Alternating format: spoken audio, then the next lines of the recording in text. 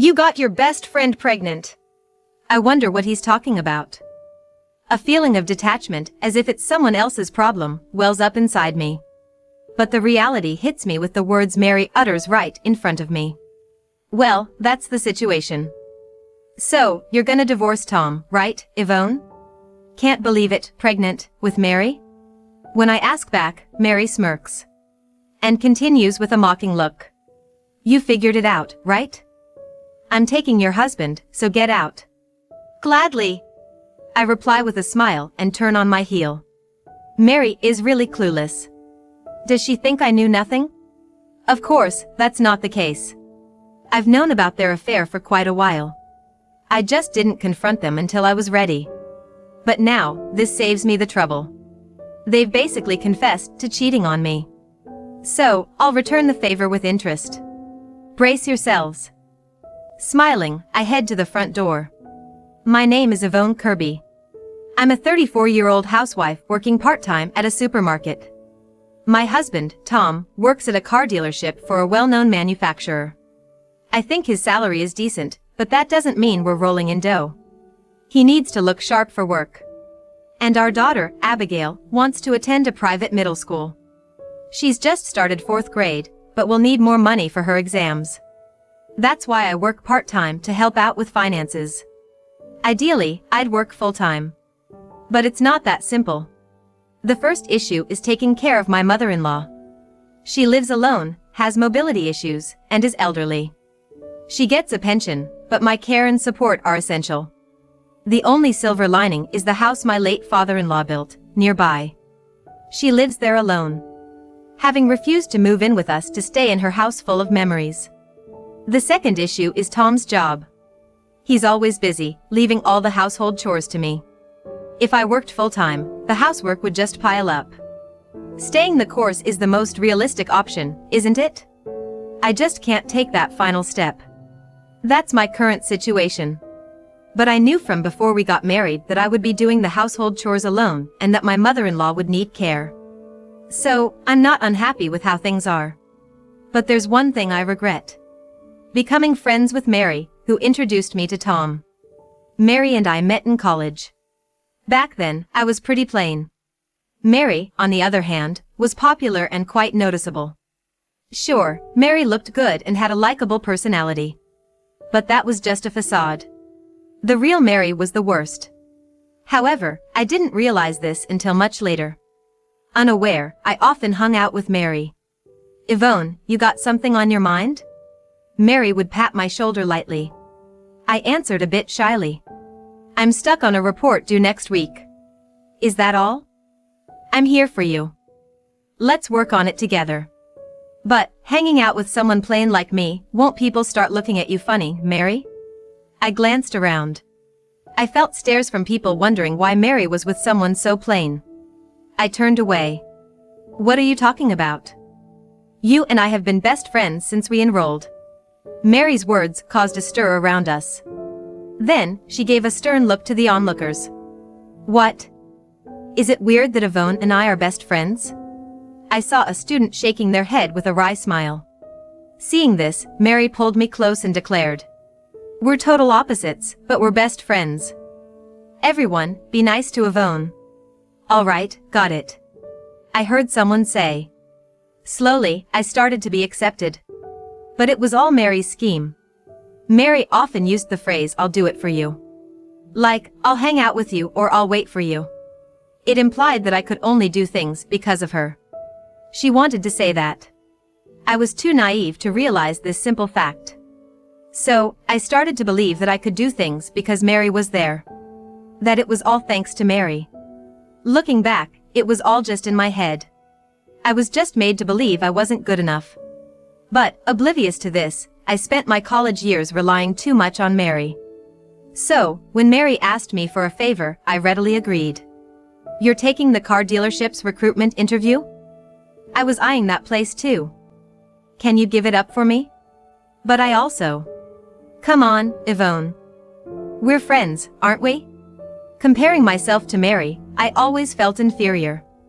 We had similar grades, but she was better in personality and looks. I thought I'd stand no chance if we both took the exam and interview. These thoughts made me back down easily. Then, maybe I'll go for a banking. That's a good idea. You're more suited to be a hardworking bank employee, Yvonne. In the end, Mary got the job at the car dealership. And I became a bank employee. Frankly, it all went according to Mary's plan. But back then, I didn't see it that way. I thought I was lucky to get a stable bank job because I gave up the dealership position to Mary. Not long after, Mary came to me with a suggestion. I've got someone I want to introduce you to, Yvonne. Someone you want to introduce? Tom is my coworker. I think he's perfect for you. Why not give it a try? I'm sure about it. Let's meet him. Since Mary says so, it must be true. Let's meet first. I immediately thought I should meet him. After Mary's introduction, I met Tom. We started dating. And during one of our dates, Tom murmured, Yvonne, you're such a good person. I'd like to marry someone like you. Me? Really? But I can't ask you to marry me. Tom sighed. When I asked why, Tom started talking about his circumstances. He had a mother with mobility issues. Whoever he married would have to take care of her. He was worried about this and couldn't decide to marry. It's okay. I don't mind that at all. I'm busy with work, and you'd have to handle all the household chores. Are you sure? Yes, I'm sure. Leave it to me. I really did love Tom. So, I thought it was no big deal. That's why I married Tom. But my trust was betrayed. It was years after we got married. It happened when I went to pick up Abigail from kindergarten. Hannah, usually a cheerful mom friend, approached me with an unusually serious face. Hey, can we talk for a bit? Do you have time now? Sure. I'm off from work today, so I have a little time. I had to do housework and take care of my mother-in-law when I got home. But interacting with other moms is also important as Abigail's mother. So, I followed Hannah to a nearby cafe as she suggested. Once we ordered, Hannah started to talk. You see, I saw something. Our kids started eating their cakes, and Hannah shared her story. She had been going to a gym near the station for her diet. A few days ago, she saw Tom there. Hannah had met Tom at the kindergarten before. So she recognized him right away. But that's where the problem started. Tom was with an unknown woman. Looking quite intimate. Hannah asked me with a stern face. Isn't that cheating? Cheating? No way, that can't be. I replied, trying to hide my agitation. Hannah put her hand on mine as I gripped my cup tightly. Why don't we check it out secretly? If it's cheating, we might get some evidence. The idea of checking scared me. But I couldn't just ignore the possibility of infidelity. After some thought, I agreed to accompany Hannah to the gym. On the day, I left Abigail with my mother-in-law and met Hannah in the neighborhood. We headed to the gym together. We entered the gym as trial members. Soon, Tom arrived at the gym. But he was alone. No woman, no colleagues, no friends. Hannah's just jumping to conclusions. I thought, relieved. Then, a familiar voice caught my attention. Sorry, I got a bit delayed. That voice, it's Mary. My heart skipped a beat. What were you up to? Had a troublesome customer. Kept making a fuss. Their cheerful conversation continued.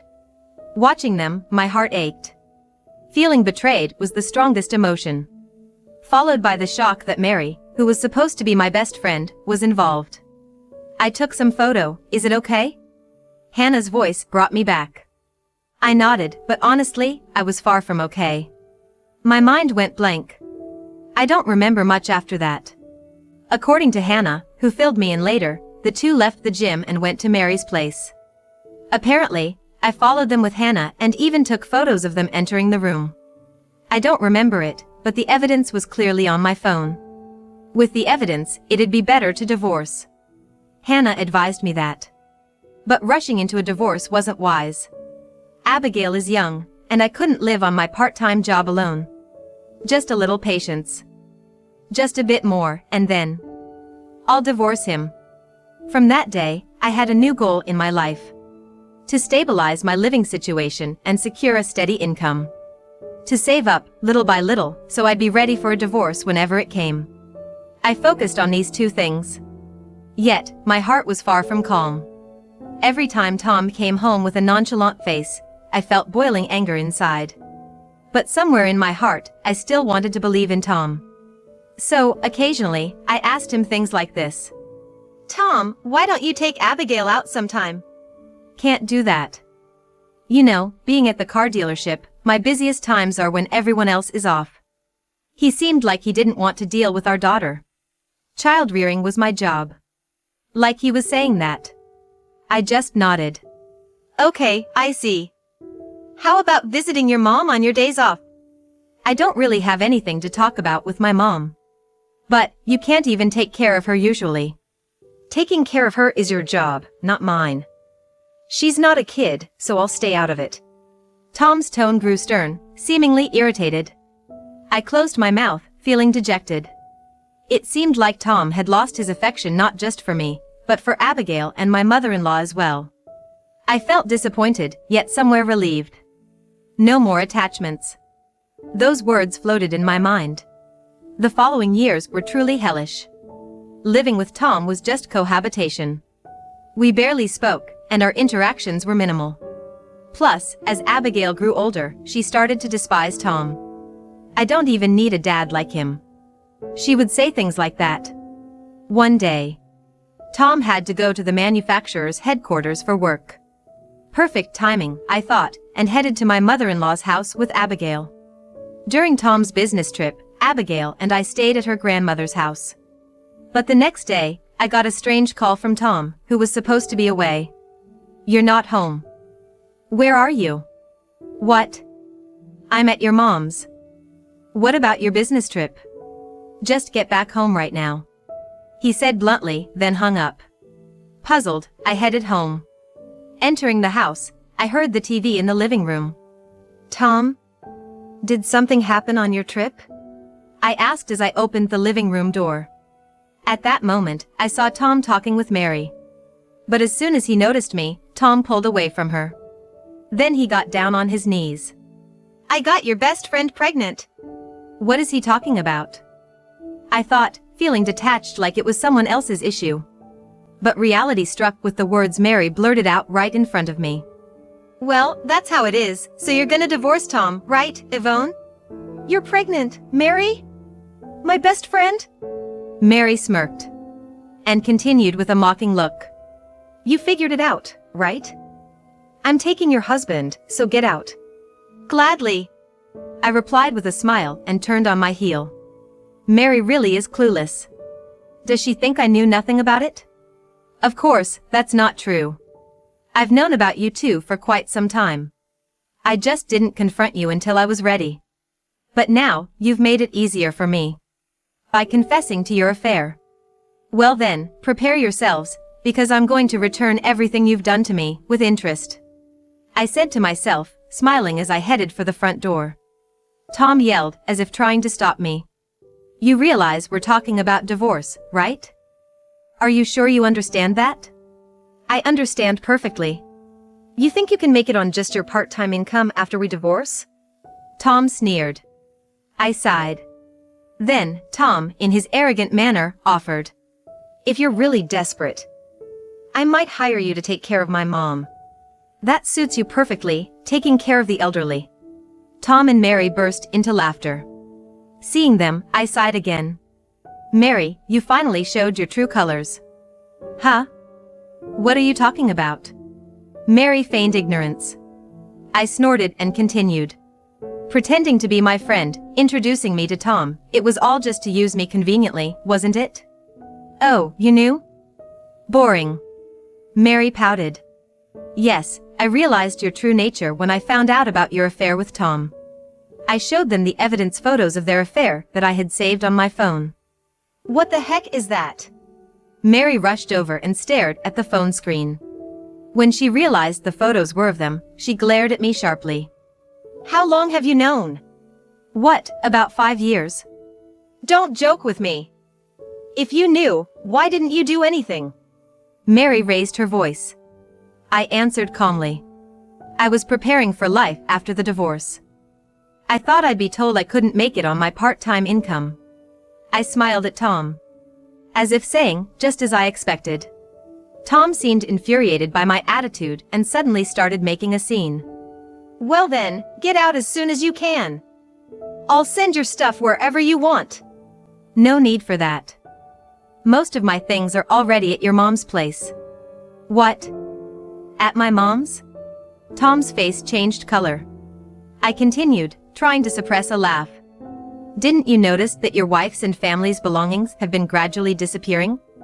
That's, pathetic, in more ways than one. I snorted. Tom, clearly agitated, raised his voice. Enough. Then there's no more to talk about. I'll be claiming alimony later. I'll give you the divorce papers then. Do whatever you want. Just be prepared. The cost of cheating isn't cheap.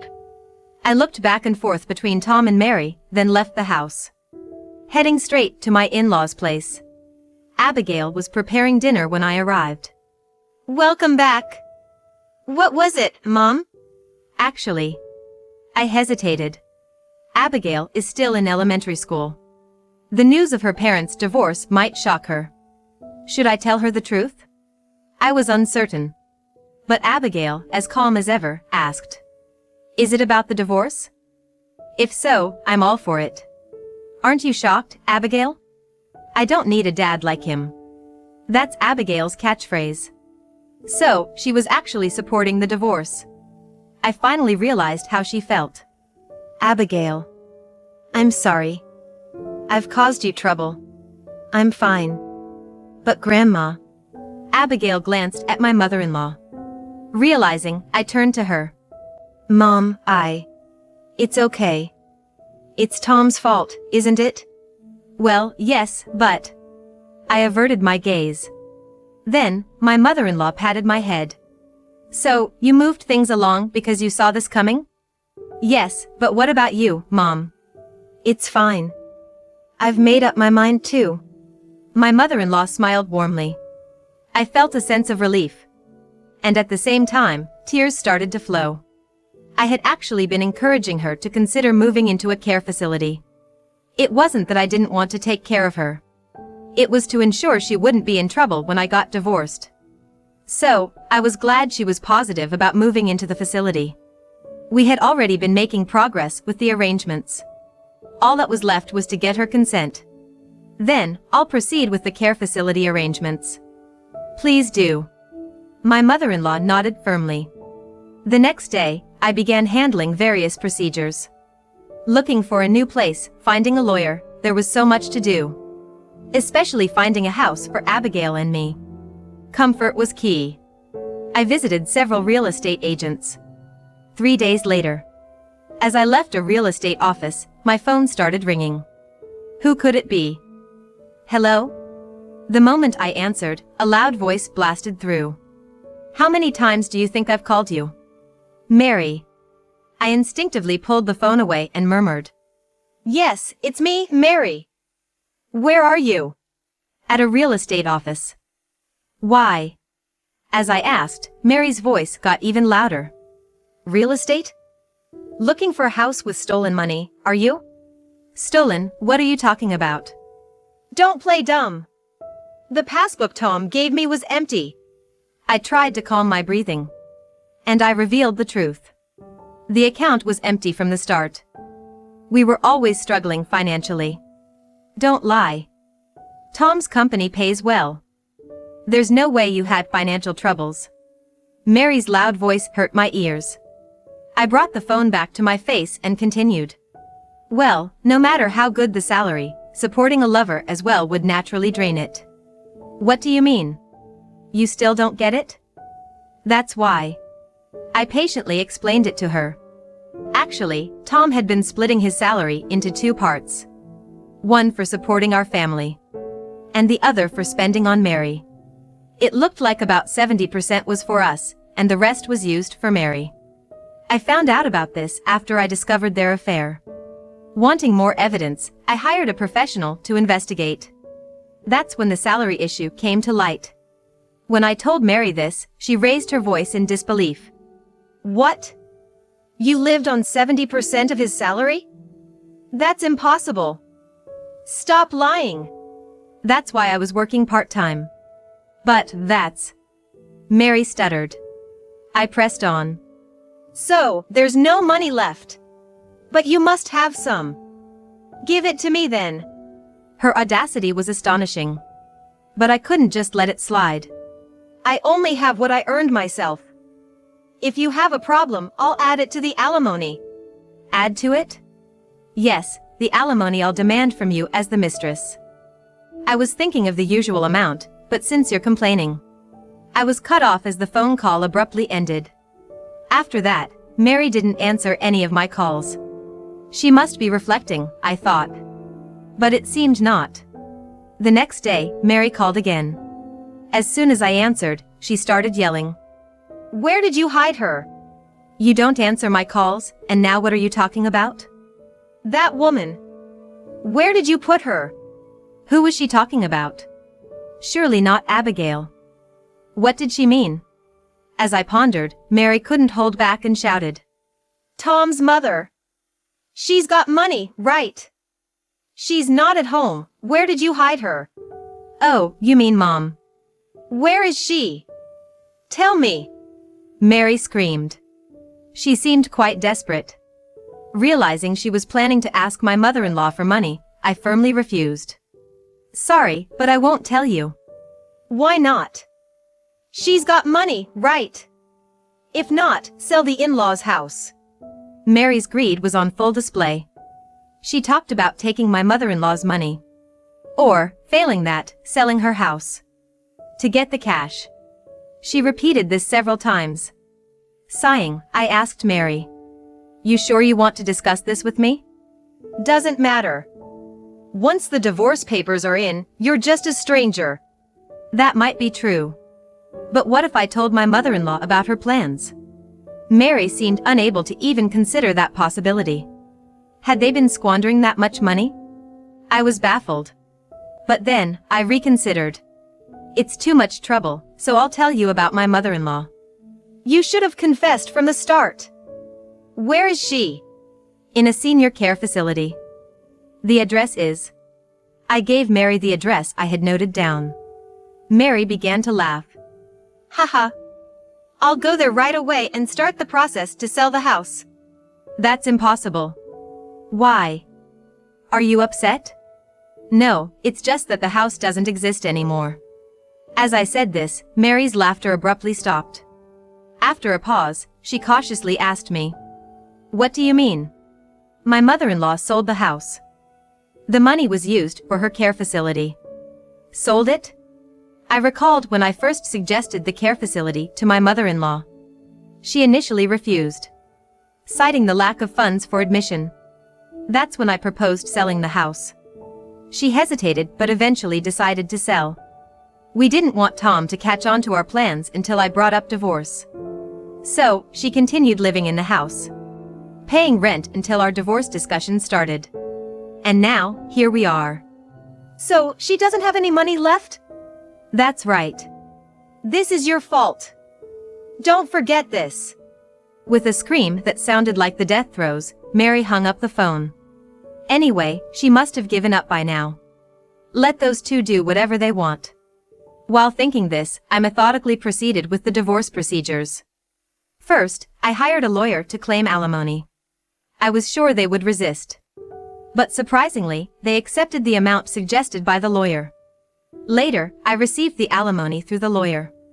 At the same time, I signed the divorce papers and had them delivered to Tom.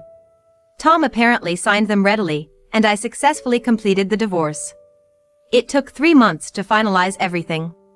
It was tough, but I'm glad I persevered. Relieved, I went to thank my lawyer. That's when I was handed something unexpected. A wedding celebration party? It was an invitation to a wedding party. Mary, not knowing my home address, had left it with the lawyer.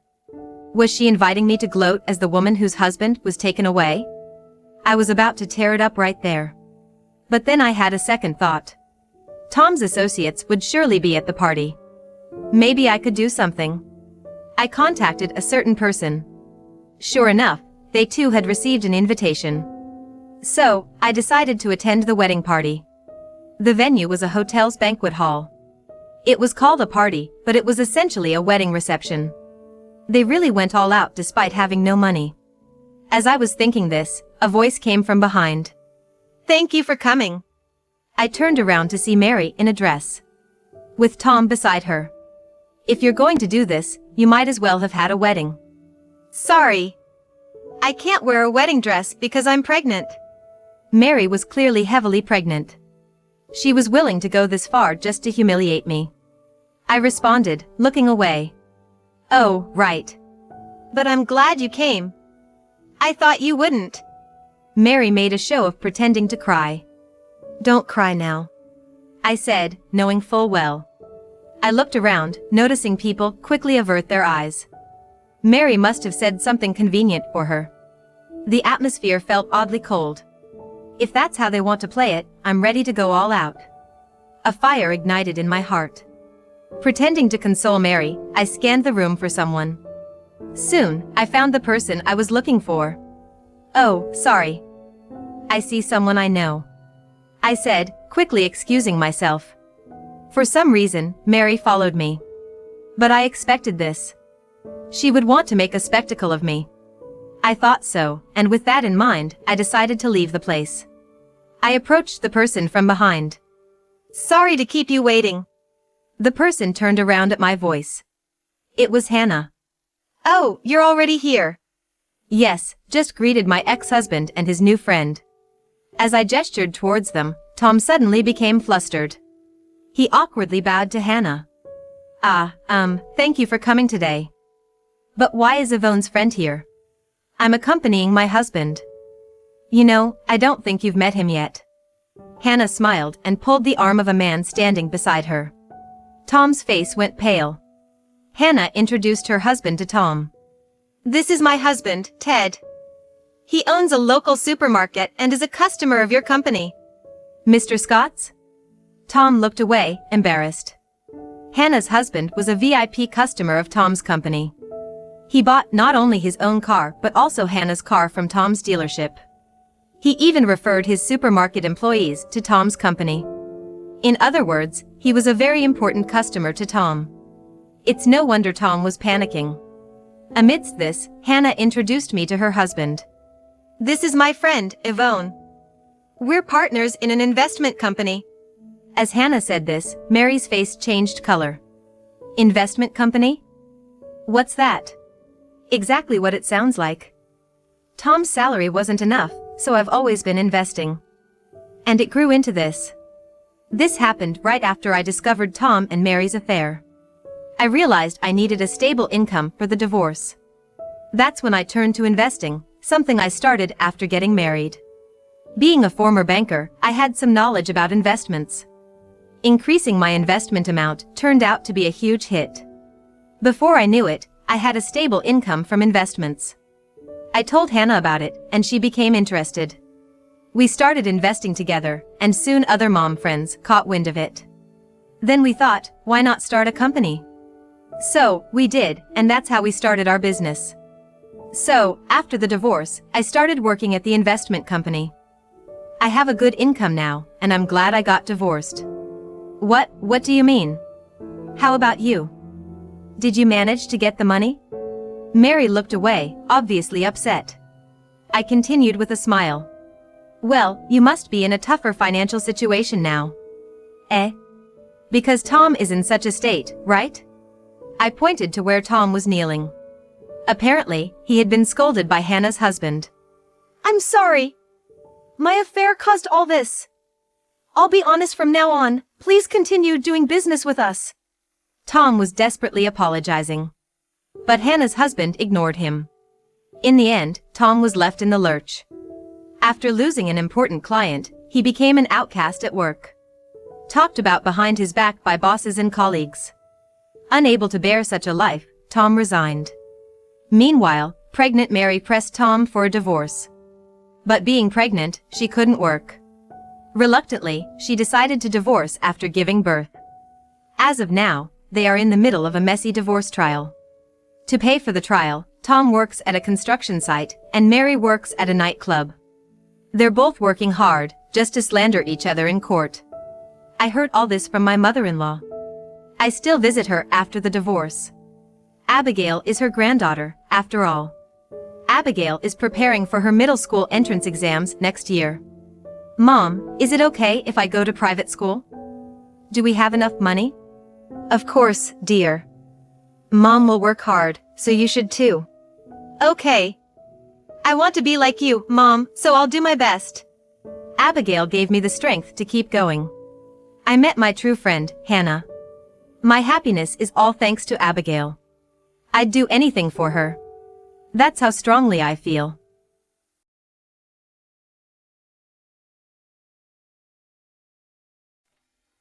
You shouldn't go back even after giving birth. Grandma? What do you mean? I didn't understand why my grandmother would say something like that. So I consulted with my mother, and she said the same thing. Actually, your grandma has mysterious power. I thought she was teasing me. But then, something unimaginable happened. My name is Leona, a 32-year-old housewife. It has been 3 years since I married my husband Nick. We met at a group date, and he pursued me relentlessly, which led to us dating. I've always been weak to advances and attracted to aggressive people. My husband was also that type, but he had a stable job at a reputable company and was older, so I had no worries. And then, after just 6 months of dating, he proposed to me. I believe in destiny, and for me, you are my distant partner, Leona. So, even though we've only dated 6 months, I don't want to lose you. So, I'm asking you to marry me.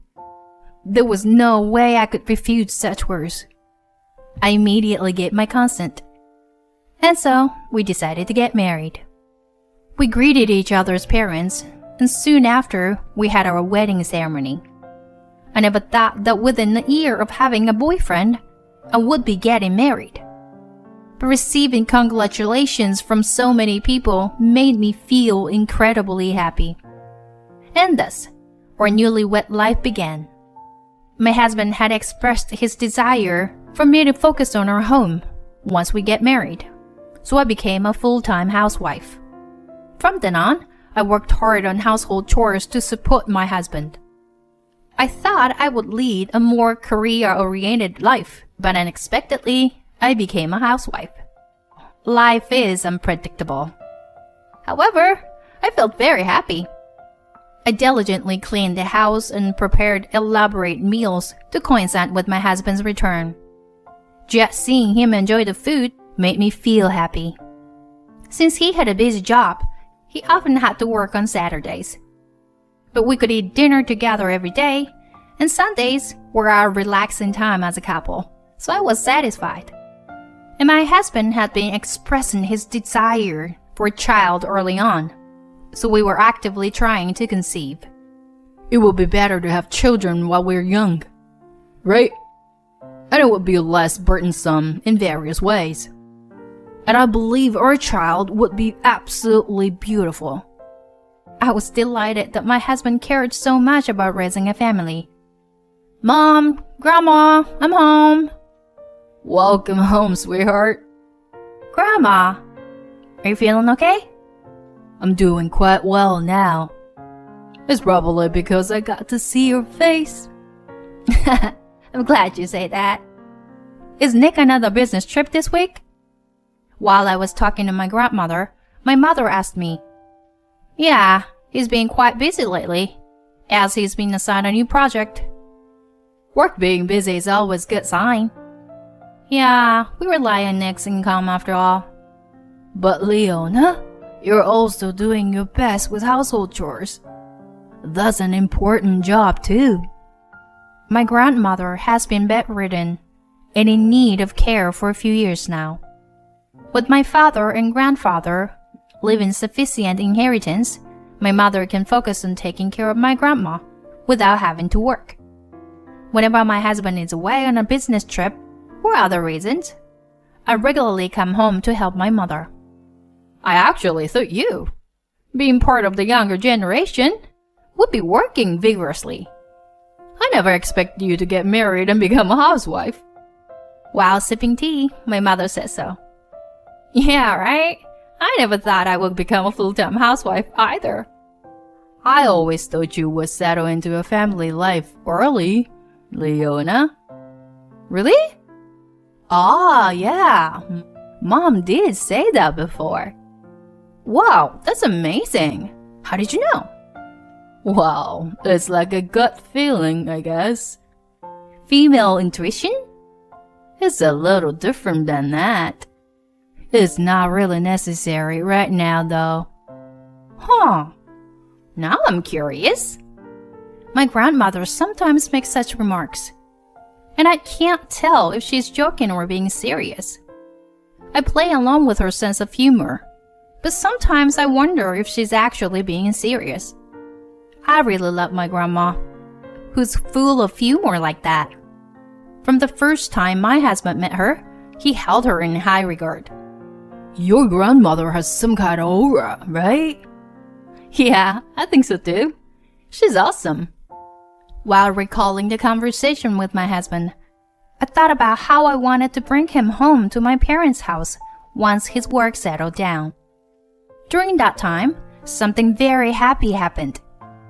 I suddenly felt unwell and rushed to the hospital. There, the doctor told me, "Congratulations, you're pregnant." What? Seriously?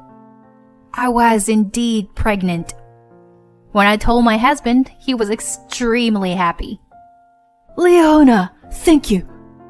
I'll work even harder from now on.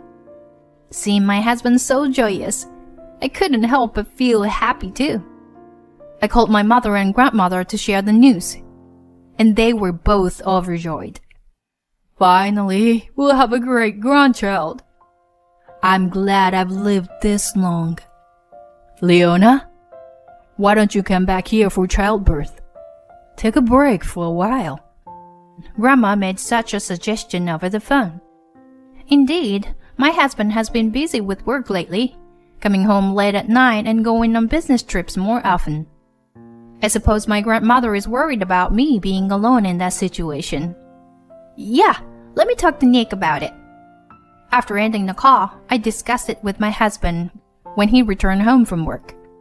Going back home for childbirth?